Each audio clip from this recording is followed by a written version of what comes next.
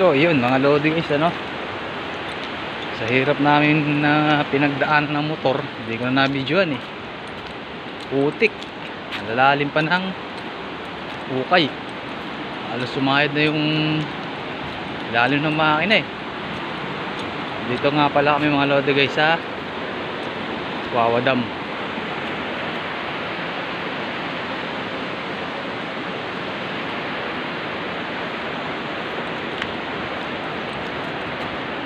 Naisipan naming gumala.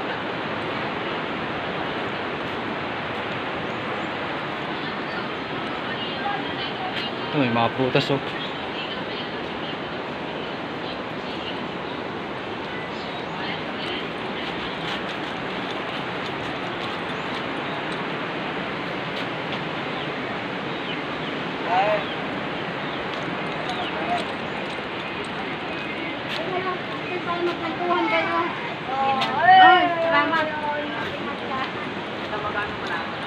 Yun. Oh, mga lods.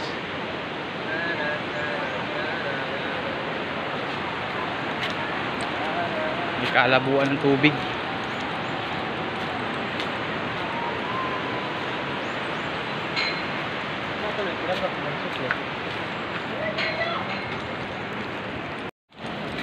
So yun mga lodi guys oh. Yun yung ilog. Yun. Tulog na ang batang kalbo ko. Yak man, kami natitirian na. May kalabuan ng tubig. Kahit babae. Pero dahil sa pag-ulan-ulan, kaya malabo ang tubig.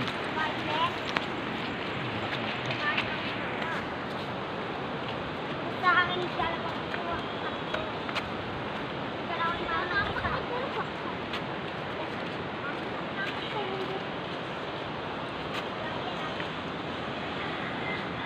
May kuwebo.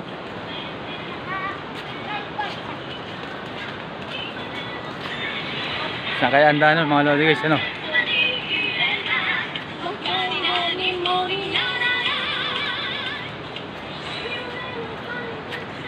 Ayos na ayos dito mga lods.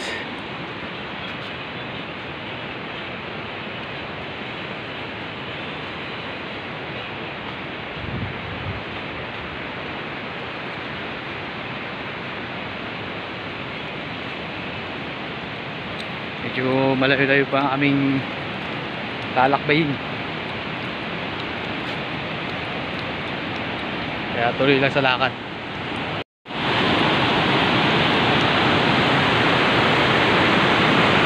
Napakataas ng bato na to mga lodi guys oh. Kaya siguro naririnig nyo yung lagaslas ng tubig. Ayun, malapit na kami sa Wawa Dam mga lodi guys. Konting lakad pa.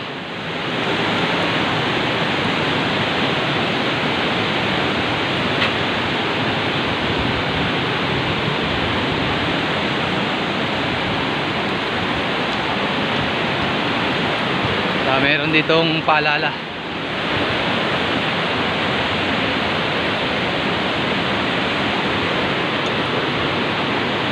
Pero mga lods oh. Uy, mga motor pala rito. Pwede pala motor dito. Lakas ng lagaslas ng tubig mga lodi guys.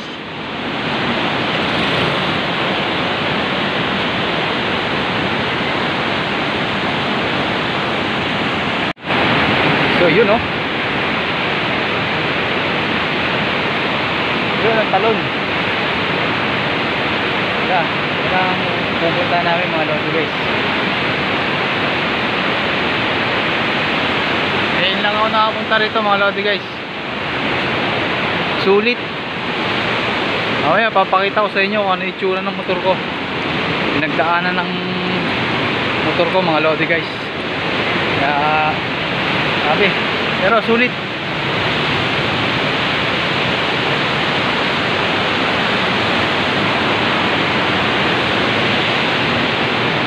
Kung makikita nyo yung mga loadings tayo no.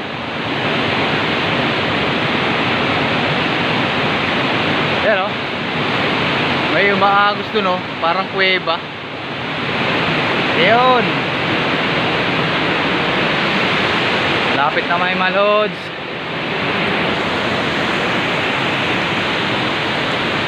Lakad pa. Oh.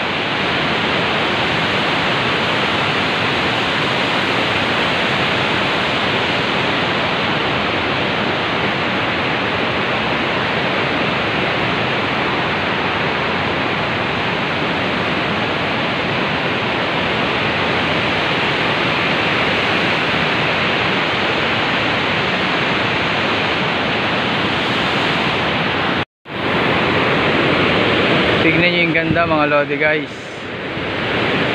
Ganda, di ba?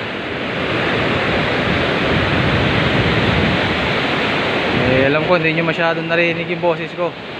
Lakas ng lagaslas ng tubig dito mga lods. Ito na yung pinakahihintay kong puntahan.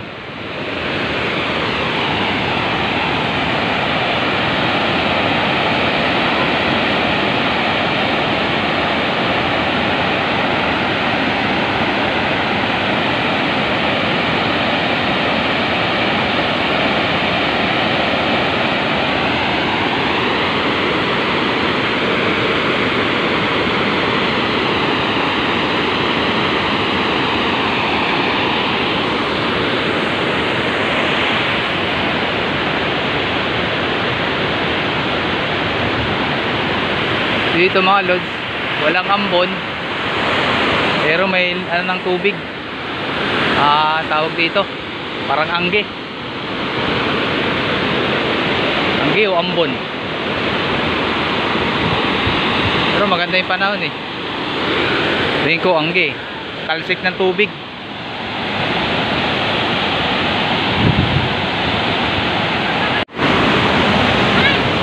So yun mga lodi guys, medyo malapit na kami, malapit na.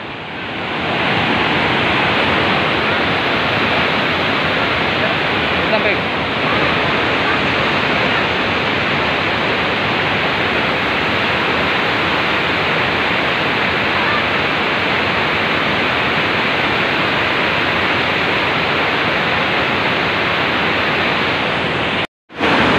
So yun mga lods, parang kuweba rito.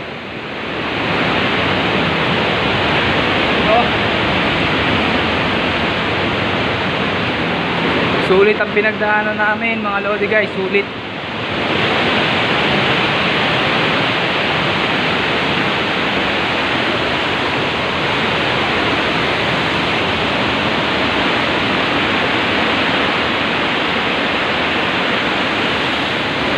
Lakas ng tubig.